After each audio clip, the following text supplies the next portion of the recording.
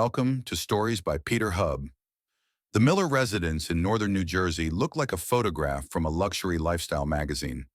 The house stood tall and pristine with its modern glass panels, stone facade, and manicured lawn. Every weekend, the gardener trimmed the hedges to geometric precision, while Rachel Miller ensured that the seasonal flowers in the front yard matched the month's palette. From the outside, it was an image of stability, prosperity, and harmony. Inside, the illusion continued. Jake Miller, 42, sat at the head of the dining table in a crisp button-down shirt with sleeves rolled up to his elbows. He had the kind of face that carried both authority and charm, sharpened by years of boardroom presentations and late nights at architectural firms. His dark hair showed the faintest threads of gray, which only added to his aura of sophistication. Across from him sat Rachel, his wife of 15 years. She wore her composure like a tailored garment, graceful, deliberate, perfectly fitted. At 40, she was elegant in an understated way, the kind of woman who didn't need diamonds to command attention. Their two children, Ethan and Lily, filled the space with laughter as they argued over who got the last piece of toast. It was the kind of scene that might convince anyone watching that here was a family untouched by discord. Jake leaned back in his chair, sipping his coffee. "Ethan, let your sister have it this time. You already had two pieces." "Dad," Ethan groaned, "she always gets her way." Rachel intervened smoothly. "Then maybe today is the start of something new. Let's see if you can be the bigger person, Ethan." Ethan pouted but handed the toast over. Lily grinned triumphantly, and Rachel gave a small approving nod. Jake watched the exchange with mild amusement. Moments like these were important. Important for appearances, important for the story they told the neighbors, and important for himself. He needed this picture of family perfection as much as anyone.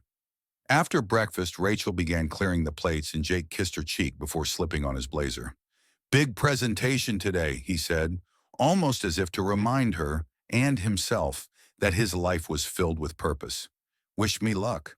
"You don't need luck," Rachel said with her soft, measured smile. "You're Jake Miller." It was the kind of reassurance that every ambitious man craved. He walked out the door to the sound of his children's chatter and the sight of his wife arranging the kitchen counter. Anyone passing by would have seen a man heading to work, carrying with him the confidence of a supportive family. The truth, of course, was far more complicated. Jake's day was carefully choreographed, and he prided himself on his ability to balance roles. At the firm, he was the visionary architect whose designs blended sleek modernity with livable comfort.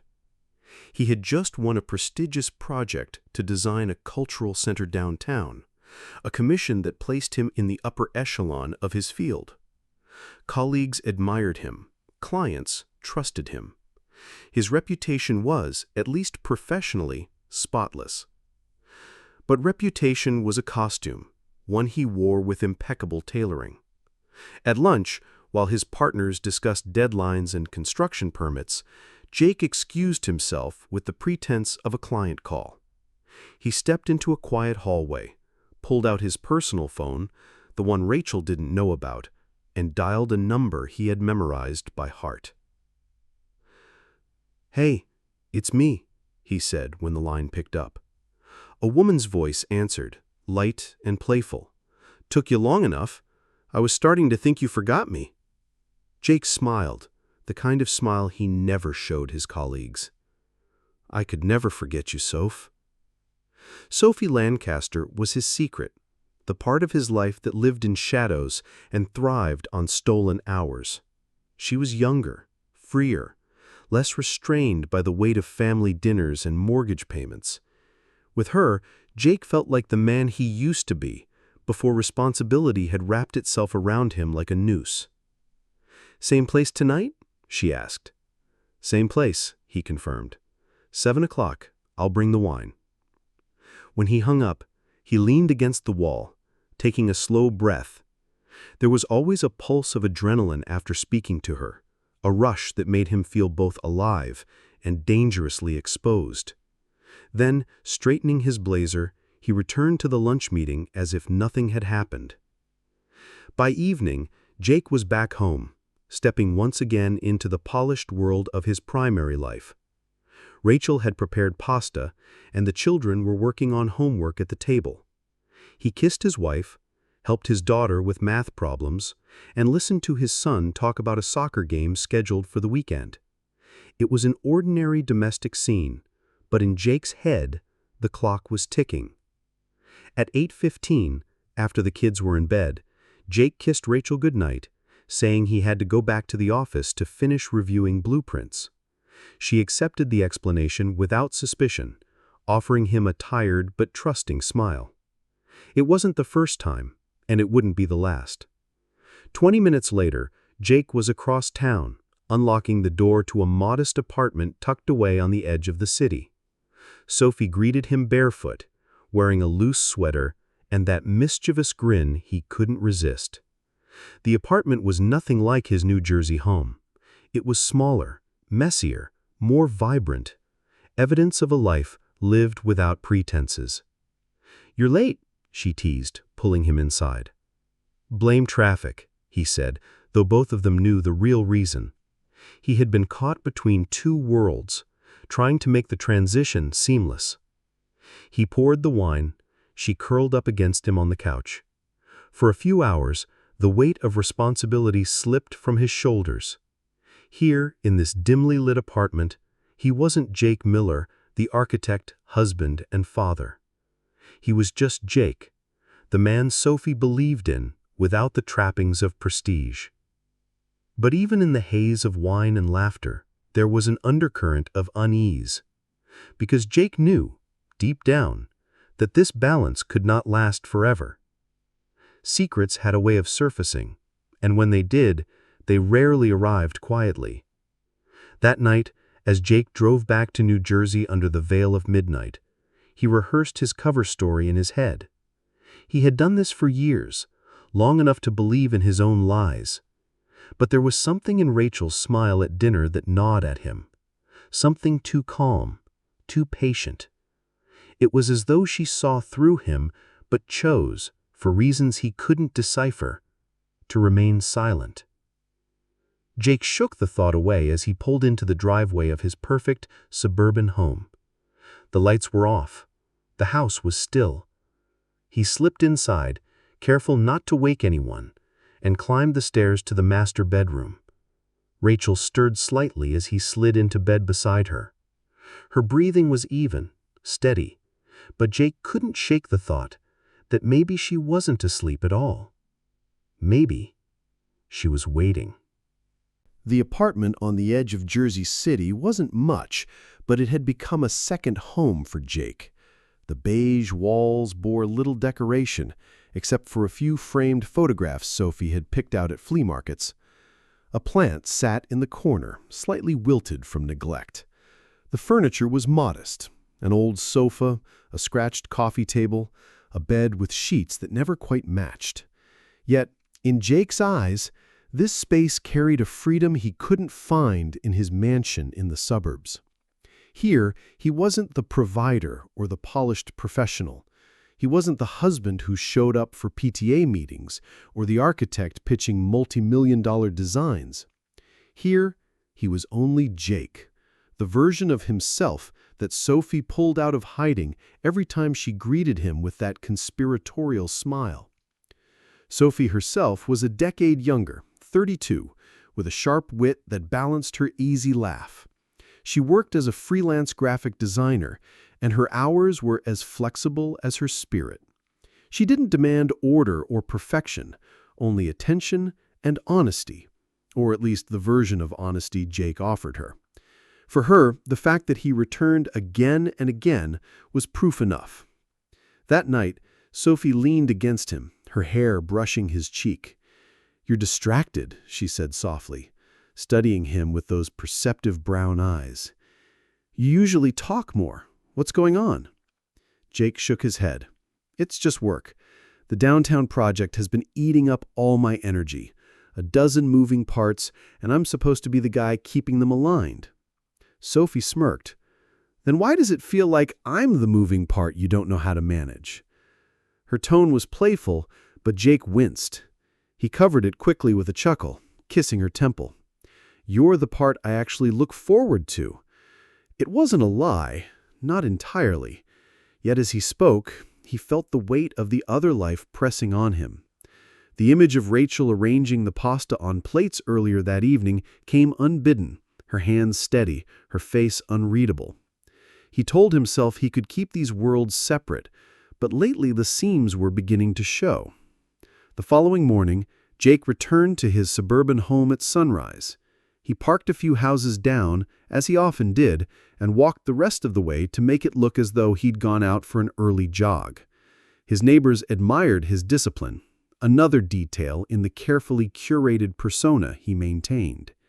Inside, Rachel was already at the stove, frying eggs.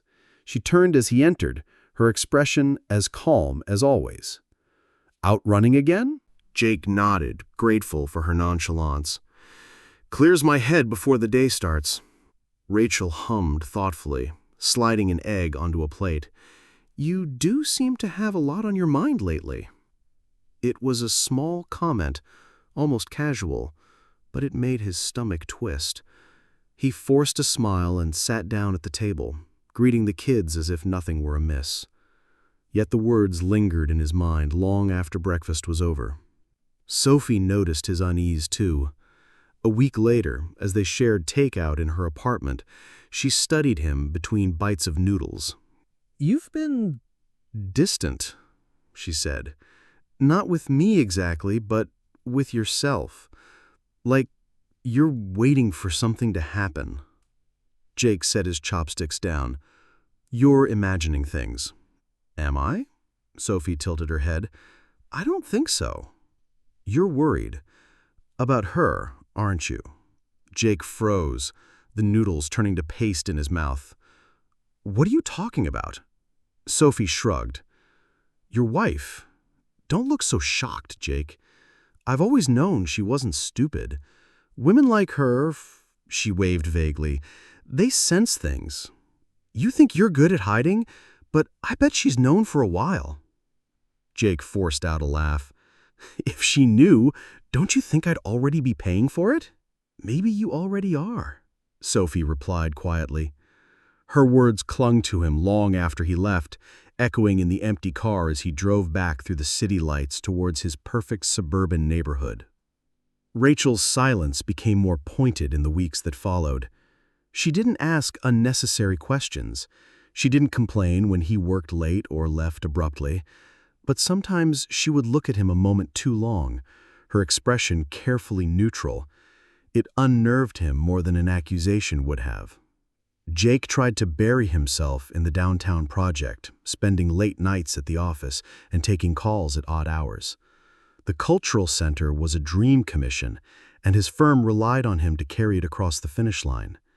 Yet, even there, his focus faltered. Colleagues noticed him drifting mid-conversation, staring at his phone as if expecting a message he couldn't explain. He was juggling two lives with hands that were beginning to tremble, and though no one said it outright, Jake sensed the walls closing in. Jake adjusted his tie in the bathroom mirror of his downtown office, his phone buzzing on the counter beside him. 2 missed calls, one from Rachel, his wife, and one from Sophie, the woman who occupied the other half of his secret life. He closed his eyes, breathed deeply, and told himself the same lie he repeated every morning. "I can handle this." Rachel wanted him home earlier. She had been dropping hints at dinner about how other dads made time to coach soccer or how family friends took weekend trips together. Sophie, meanwhile, had started to resent the secrecy. She had her own needs, her own desire to be treated as more than a hidden indulgence. Jake felt the weight of both worlds pressing harder each week. That evening in New Jersey, Jake sat at the dinner table across from Rachel. Their 2 kids, Emily and Josh, argued about who got the last piece of garlic bread, but Rachel's eyes were fixed on Jake. "You've been late a lot," she said quietly, almost like an observation instead of an accusation. "Big projects?" Jake smiled, the rehearsed one he always used in these moments. "Yeah, Clients can't get enough revisions. Rachel nodded, but her eyes lingered a little too long. It wasn't suspicion, at least not overt, but it wasn't trust either. There was something there, just beneath the surface, a flicker of knowing. Later, after the kids went to bed, Rachel passed him a glass of wine and sat beside him on the couch. "You should slow down, Jake. Money isn't everything." The irony was sharp. He had more than enough money. What he lacked was time. Time to keep both his lives spinning without colliding. 2 nights later, in Sophie's small apartment on the other side of the city, Jake leaned against her kitchen counter while she stirred pasta. The domesticity of it always unsettled him. It was too much like his real home. "You know," Sophie said, not looking at him, "my friends ask why I don't bring you around, why I never talk about you." Jake froze. "We've talked about this." "I know, but I'm not a secret. I'm not some side project you keep in the shadows." She turned, her eyes sharp now. "You've been with me for years, Jake. Don't you think I deserve something?" He walked over, put his hands on her shoulders. "You deserve everything. You know that. But if people find out, they'd what? Judge you? Judge me? I don't care about them." Jake had no answer. He kissed her instead, using affection as a bandage over a wound he refused to examine. Over the next few weeks, the juggling act intensified. Rachel asked him to commit to a family vacation in the summer. Sophie pressed him to introduce her to his circle, to give their relationship legitimacy. He made promises in both directions, and the lies stacked higher. The late nights at the office grew more frequent. The kids grew quieter around him, sensing his absence even when he was physically there. And Rachel, perceptive as ever, began to lace her casual questions with sharper edges. "You work so much," she said one night, as they lay in bed. "Sometimes I wonder if you even like being home." He turned to face her in the dark, his heart thudding. "Of course I do. This is my home. You're my family." Rachel said nothing, but in the silence, Jake thought he heard her smile. Or was it something colder? By the end of the month, Jake felt like a man running across a rope bridge while it frayed beneath his feet. Sophie's frustrations boiled into small arguments that ended in sulking silence. Rachel's questions grew sharper. He found himself inventing client dinners, fake traffic jams, sudden deadlines, all just to cover gaps in the timeline. But lies had weight. Each one added to the load he carried, making the rope bridge sway more violently. And deep down, he sensed that Rachel knew, not the details, not the name Sophie, but something. She was watching, waiting, a hunter letting her prey step into the snare. Sophie poured herself another drink one night after everyone was asleep, staring at the neat rows of houses outside his window. "I can handle this," he told himself again, but he didn't believe it anymore. Sophie sat cross-legged on the couch, scrolling aimlessly through her phone. Jake had left her apartment hours earlier, promising to call once he got home. He hadn't. Her fingers tightened around the device, the screen lighting up only with promotional emails and spam notifications. No messages from him. She tossed the phone aside and stared at the ceiling. She wasn't naive. She knew Jake had a life he refused to share with her. But lately, something about his excuses felt thinner, less convincing. When he kissed her goodbye tonight, she caught the faint scent of wine that wasn't hers, a different brand, a different glass. Her mind turned it over, restless. If he could hide her from his world, what was stopping him from hiding someone else from her? The following weekend, Sophie tried to corner Jake as they walked through a quiet park together. He had suggested it, a neutral ground, a public space where neither of them felt cornered by domestic expectations. "Jake," she said, matching his pace, "be honest with me. How many secrets are you keeping?" His stride faltered. What kind of question is that? The kind I have to ask.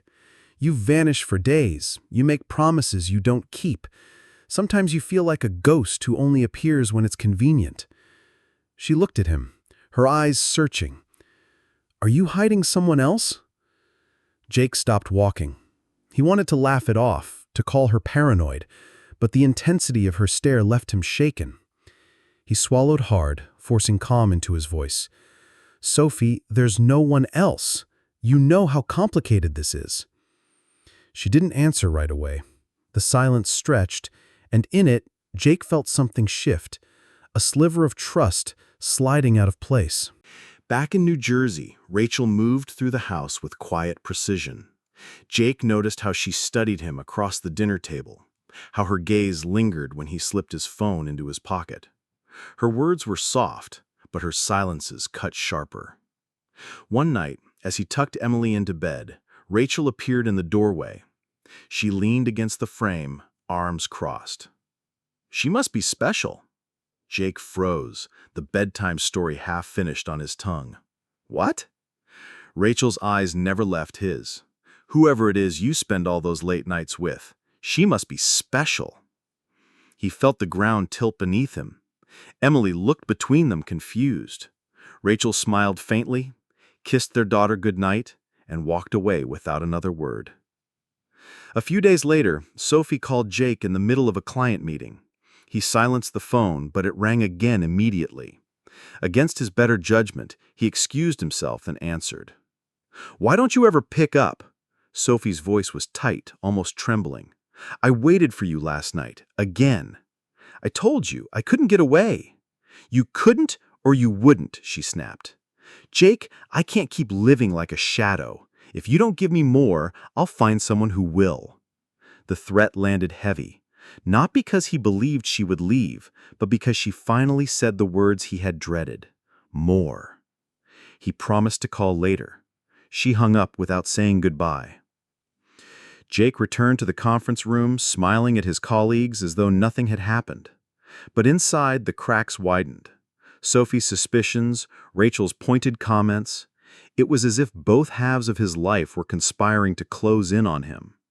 For the first time, Jake wondered if his double life was less about desire and more about denial. He wasn't building two homes. He was building a cage.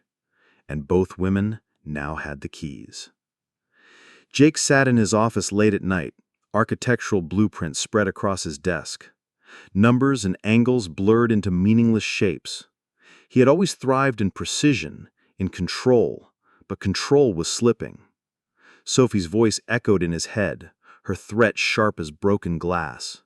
"If you don't give me more, I'll find someone who will." He rubbed his temples, staring at the phone. Part of him wanted to call her, to patch over the cracks. Another part knew he was running out of patches.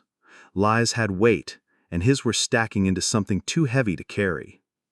The buzzing of his phone jolted him. A text from Sophie. "We need to talk, tonight." He typed a reply, deleted it, typed again. Finally, he put the phone face down. He couldn't deal with her tonight, not with Rachel's watchful eyes at home. But when he drove to Sophie's apartment the next evening, her building was dark. No lights in the window, no sign of her car in the lot. He rang the buzzer. No answer. He called, straight to voicemail. His heart pounded as unease shifted into something colder. She was gone. Inside the next day, her landlord let him in after some coaxing and a folded stack of bills. The apartment was stripped bare. Closet empty, dresser drawers pulled out, bathroom cabinets barren. Even the coffee mug she always left in the sink was gone. Jake stood in the middle of the living room, staring at the hollowed space. Panic gnawed at him. Sophie wasn't just avoiding him, she had vanished without warning. No note, no explanation. Just absence. He pulled out his phone, scrolling through her messages. The last one glowed back at him. "We need to talk." And then nothing. At home, Rachel studied him like a hawk. Jake moved through the house carefully, performing his role as husband and father with mechanical precision. But every time Rachel's eyes locked on his, he felt naked, exposed. One evening over dinner, Rachel asked casually, "Rough day?" Jake forced a smile. "Just deadlines. Clients want everything yesterday." Rachel sipped her wine, then set the glass down slowly. "Funny. You look more worried than overworked." Her words lingered like smoke. Jake excused himself, retreating to his office, where he opened his laptop and searched Sophie's name. Social media inactive, phone still dead, no trace. For a man who built cities on paper, Jake realized he had no blueprint for this. Days stretched into a week. Sophie remained gone. Jake's thoughts circled endlessly. Had she left him? Had something happened to her? The more he pressed, the more he realized how little of her life he truly knew. Addresses, late-night texts, fragments of conversation. He had been content to keep her in the shadows. And now, searching for her in the light, he found only emptiness. Meanwhile, Rachel's silences deepened. She didn't accuse, not directly, but her restraint was more terrifying than rage. At night, Jake lay awake beside her, staring into the darkness, wondering how much she knew and how long she had been waiting. For the first time, Jake understood. Sophie's disappearance wasn't the problem. It was the fuse. Jake's days began to unravel. At work, his colleagues noticed the distraction in his once razor-sharp focus. Designs that should have flown from his mind came slowly, weighed down by the storm brewing behind his eyes. Meetings blurred, client calls dragged, and his assistant had to remind him of basic appointments. For a man who prided himself on discipline, the slippage was catastrophic. At home, Rachel's calm became unbearable. She didn't nag, didn't scold. She simply watched. A stillness hung over her like a predator waiting in the tall grass. Jake wondered if she already knew, if she had always known. Every smile she gave him felt carved from stone, deliberate and cold. One evening over dinner, Jake received a tip from a mutual acquaintance. Someone had seen Sophie in Jersey City, ducking into a cafe. Jake's pulse surged as he raced across the river. The cafe was bustling, but Sophie was nowhere. He questioned the barista, described her, even showed a blurred photo on his phone. The barista shrugged apologetically. No recognition. Jake sat at a corner table, staring at the door as though willing her to walk through it. Hours passed, customers came and went, and still nothing. His phone buzzed, a text from Rachel. "Where are you? Dinner's getting cold." He typed a lie about a late meeting, shoved the phone back into his pocket, and left with the weight of failure pressing down on him. That night, as Jake entered the kitchen, Rachel was clearing the plates. She didn't look at him when she asked, "Long day at the office?" "Yes," he muttered, loosening his tie. "Deadlines piling up." Rachel stacked the dishes quietly, then turned, her eyes catching his. "You've been distracted, more than usual. I hope you're not hiding anything from me, Jake." The way she said it froze him. A statement, not a question. He opened his mouth, but she moved past him, her perfume lingering like a taunt. Late at night, unable to sleep, Jake sat in his home office scrolling through Sophie's old emails. Buried in the thread was something he hadn't noticed before, an attachment she had sent months ago, scanned receipts, bank transfers, notes scribbled in her handwriting. They weren't just casual records, they were leverage. Receipts of their trips, photos of him, sometimes candid, sometimes intimate. Dates, times, locations, all carefully documented, a record of his double life. Jake's blood ran cold. Sophie hadn't simply been his lover, she had been building a case. And then a deeper chill struck him. What if Sophie hadn't vanished on her own? What if someone had helped her disappear? Rachel's face flashed in his mind. Jake's paranoia reached a breaking point. Every corner of his life now felt like a surveillance trap. Walking through the polished halls of his firm, he caught himself scanning faces, wondering who might know, who Rachel might have spoken to. He could no longer tell if his unease came from Sophie's disappearance or Rachel's calculated stillness. At night, he lay awake listening for sounds. Rachel's soft steps in the hallway, the subtle creak of floorboards, the whisper of her phone calls behind closed doors. He imagined her gathering evidence, much like Sophie had, only with far more precision and motive. The next week, Jake followed a lead from Sophie's financial records, a series of transfers linked to a shell company operating out of Newark. He drove there under the cover of a business lunch, his nerves taut. The building was run down, the office vacant save for a dusty desk and torn blinds. No trace of Sophie. But in the corner, taped to the underside of the desk, he found a flash drive. Hands shaking, he slipped it into his pocket before anyone could see. That night, he opened it on his laptop in the dim glow of his office lamp. What he found made his chest tighten. Folders of correspondence, not just between him and Sophie, but exchanges he had never seen. Emails between Sophie and Rachel. Rachel had been in contact with Sophie for months. The emails revealed subtle coordination, Sophie reporting on Jake's habits, his projects, even financial details he never thought Sophie would know.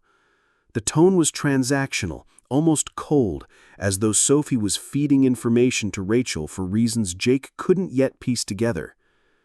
And then came the final email, dated only days before Sophie's disappearance. He won't see it coming. This is the last step. Jake slammed the laptop shut, his breath ragged. The room seemed to close in on him. Rachel's calm demeanor, her measured words, her unwavering composure. It all made sense now. She wasn't merely suspicious. She had orchestrated everything. The next morning, at breakfast, Rachel poured him coffee, as though nothing was amiss. Jake's hand trembled slightly as he lifted the cup. He studied her face, looking for cracks, but she smiled gently, asking if he wanted more toast. "You've been busy," he said, watching her eyes. "Always. That's how we keep this family together, isn't it?" Jake's chest tightened. He wanted to demand answers, to throw the evidence on the table, but the danger of exposing his knowledge held him back. For now, silence was his only weapon. He forced a smile, though inside his world crumbled. By afternoon, Jake found himself sitting in his car outside Rachel's lawyer's office. His stomach churned as he realized the inevitability. Rachel was not only planning revenge, she was preparing to dismantle him legally, socially, and financially. The noose was tightening. Sophie had been the bait. Rachel was the hunter. Jake knew the walls were closing in. He replayed the emails in his head, each line another nail in the coffin of his secret life. Rachel had been playing a long game, waiting, watching, setting the board until every move he made only furthered her plan. That week, Jake noticed subtle financial shifts. Their joint accounts showed large transfers into a trust he didn't recognize. Rachel had quietly begun liquidating assets, selling off shares in their investments, moving money out of reach. He confronted the bank manager, only to be met with polite deflection. Everything, it seemed, was already under Rachel's authority. His empire, the stability he'd built for both families, was being dismantled piece by piece, and he was powerless to stop it. At the firm, whispers grew louder. Partners who once treated Jake with reverence now watched him with veiled suspicion. Someone had leaked documents, blueprints stamped with his name, but connected to projects that smelled of corruption. He hadn't touched those files, but Rachel didn't need him to. All she needed was to plant enough doubt. During a tense board meeting, Jake tried to defend himself, but the looks across the polished mahogany table told him his credibility was slipping. He felt Rachel's invisible hand tightening around his throat. Desperate, Jake arranged a clandestine meeting with one of Sophie's acquaintances, a woman named Clara, who had once attended gatherings in Sophie's apartment. Clara was reluctant, but fear made her talk. Sophie hadn't simply vanished, she'd been paid off. Clara claimed Rachel had orchestrated Sophie's disappearance, ensuring she would never resurface to contradict the narrative Rachel was constructing. Jake's pulse hammered. Sophie wasn't missing. She'd been removed from the board, like a piece sacrificed in a greater game of chess. That evening, Rachel invited Jake to a charity gala. Her dress shimmered in the low light, her smile flawless. She slipped her hand through his arm as if nothing in the world was amiss. Cameras flashed, reporters called their names, and together they walked into the ballroom, a perfect couple in the eyes of society. But as Rachel leaned in close, her lips brushing against his ear, she whispered, "Every eye is watching, Jake. Smile. Because the next time they see you, it won't be on this stage, it'll be in ruin." Jake froze. The gala lights blurred around him. He understood then Rachel's game was no longer private. She was preparing to destroy him in front of the entire world. The fallout at the firm escalated within days. Jake's partners called an emergency meeting, this time without him. When he arrived uninvited, he was handed an envelope, a suspension notice pending further investigation. Rachel had timed it impeccably. As Jake was escorted out of the building he helped raise from the ground up, he glimpsed the satisfied smirks of those who once admired him. Rachel's poison had seeped deep, turning allies into enemies. His phone buzzed relentlessly, journalists circling, creditors demanding answers, whispers of lawsuits. Jake's carefully constructed world crumbled brick by brick. At home, he tried to confront Rachel, but she maintained an infuriating calm. She presented documents, signed and sealed, showing her legal claim over most of their shared assets. Even the children's trust funds were beyond his reach now. Every escape route had been cut off. "You thought you could balance two lives," Rachel said coldly, "but you couldn't even manage one with honesty." Her words were a blade, twisting deeper with every syllable. Sophie's final message. One late night, Jake received a burner phone in an unmarked package. Inside, a single voicemail. Sophie's voice, trembling. "Jake, they gave me money to disappear. I can't come back. She's watching everything.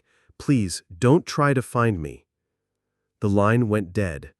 Jake gripped the phone until his knuckles turned white. Rachel had silenced Sophie without laying a hand on her. Fear drove Sophie away. Loyalty had never been an option. Rachel's true strike came during a televised interview for a major design award ceremony. Sitting beside Jake, she delivered a poised monologue about the importance of integrity in architecture, subtly alluding to certain betrayals within the industry. The host smiled, the audience applauded, and Jake felt the noose tighten around his neck. The following morning, headlines screamed with speculation. His reputation wasn't simply questioned, it was shredded. Jake realized then, Rachel wasn't satisfied with winning. She wanted him obliterated, erased, remembered only as a cautionary tale of arrogance and deceit. Jake wandered through his empty house, the silence louder than any confrontation. Rachel had taken the kids to her mother's for stability, leaving him with walls that echoed his failure. Every photo frame on the mantel seemed to mock him: the smiling father, the respected architect, the family man.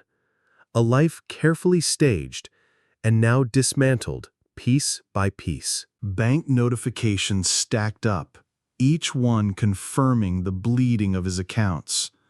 Rachel's lawyers had frozen assets tied to their marriage, and creditors circled like vultures. His once luxurious car was repossessed from the driveway in front of neighbors who whispered behind curtains. The humiliation was complete. The firm issued a formal press release: Jake Callahan suspended indefinitely, pending investigation into misconduct. Investors began pulling contracts. He had gone from visionary architect to liability overnight. Desperate, Jake hired his own attorney, but every legal maneuver met Rachel's preemptive strike. She had filed countersuits, exposed questionable financial shortcuts he once made, and hinted at moral clauses in their contracts. She didn't just trap him, she weaponized his own mistakes. In the courtroom, Rachel sat composed, her gaze fixed on him like a predator watching prey exhaust itself. Each piece of evidence chipped away at his credibility. The judge's stern looks confirmed what Jake already knew: he was losing. Jake tried one last time to track Sophie. He drove across the city to the apartment she once rented, only to find it scrubbed clean, her name erased from the lease records. Even her social media accounts had vanished. He realized Rachel's influence went further than he thought. Sophie wasn't just gone, she'd been erased, rewritten out of his life. The burner phone never rang again. He smashed it in frustration, shards scattering across the floor like the remains of his double life. Rachel's crescendo arrived when she handed the press a carefully edited dossier. Photos of Jake's secret meetings, unexplained expenses, even doctored timelines, all painting him as corrupt, unfaithful, and unfit to lead. News channels ran the story for days. Online forums dissected his downfall in real time. He was trending for all the wrong reasons. Jake sat alone in a cheap motel room, watching his name scroll across the bottom of the TV screen. The man who once designed skyscrapers was now reduced to tabloid fodder. Jake knew he had little left to lose. His accounts were drained, his reputation shredded, and his family gone. The once proud architect now existed in fragments, a man drifting between lawyers' offices, dingy motel rooms, and empty bottles of whiskey. But there was one thing left: answers. Rachel's orchestrated demolition of his life could not have happened overnight. She had prepared, calculating each move like a grandmaster in a game he didn't even know he was playing. Jake decided he needed to confront her, not in court, not through lawyers, but face to face. He found her at the family home, standing in the kitchen where they had once celebrated birthdays and Christmas mornings. Rachel looked calm, almost radiant in her victory. Jake felt both rage and awe. "You planned this," he said, his voice trembling. "Every step. You knew about Sophie, about everything. How long?" Rachel set down the glass she was holding and met his eyes. "Long enough. Long enough to realize you were never going to stop. That no matter what I gave, it would never be enough for you. So I stopped being your victim and started being your judge." Her words hit harder than any lawsuit. This wasn't just revenge, it was justice in her eyes. Justice for years of deceit, lies, and humiliation. Jake tried to argue, but the words fell flat. Somewhere deep inside, he knew she was right. He had built his world on lies, and now that world had collapsed. Rachel handed him a folder. Inside were final divorce papers, settlement terms, and custody agreements already signed by her attorneys. You can fight it, but you'll only bury yourself deeper. Sign, and at least you'll have a chance to rebuild something. Somewhere else. Jake stared at the papers. Everything in him wanted to resist, to cling to the scraps of power he had left, but he couldn't. His hands shook as he signed, his signature sealing the end of his marriage, his family, and the double life he had once thought he could control. Rachel's expression softened just slightly. You wanted 2 lives, Jake. Now you have none. Weeks later, Jake sat alone on a bench overlooking the Hudson River. He had moved into a small apartment with peeling paint and thin walls, a far cry from the mansion he once called home. Strangers walked past him without recognition. His name had become a cautionary tale, not a legacy. He thought of Sophie, of Rachel, of the children who now looked at him with confusion and distance. He had tried to have everything, and in the end, he had nothing. And yet, in the silence of his ruin, there was a strange clarity. The lies were over. The performances were over. All that remained was the truth of who he was, a man broken by his own choices. Rachel, meanwhile, flourished. She reclaimed her independence, rebuilt her reputation as the strong, wronged woman who rose above betrayal. She provided stability for the children and carefully shielded them from Jake's implosion. To the world, she was the hero of the story, and perhaps in some ways, she was. Jake stared at the river, watching the water flow endlessly, erasing footprints, carrying away debris. He wondered if he too could ever be carried forward, or if his past would forever chain him to this bench, this moment, this ruin. He whispered to no one, "Maybe this is what I deserve." And with that, the story of Jake Callahan, the man who thought he could live 2 lives, came to its inevitable end. Subscribe to Stories by Peter Hub, and see you all soon.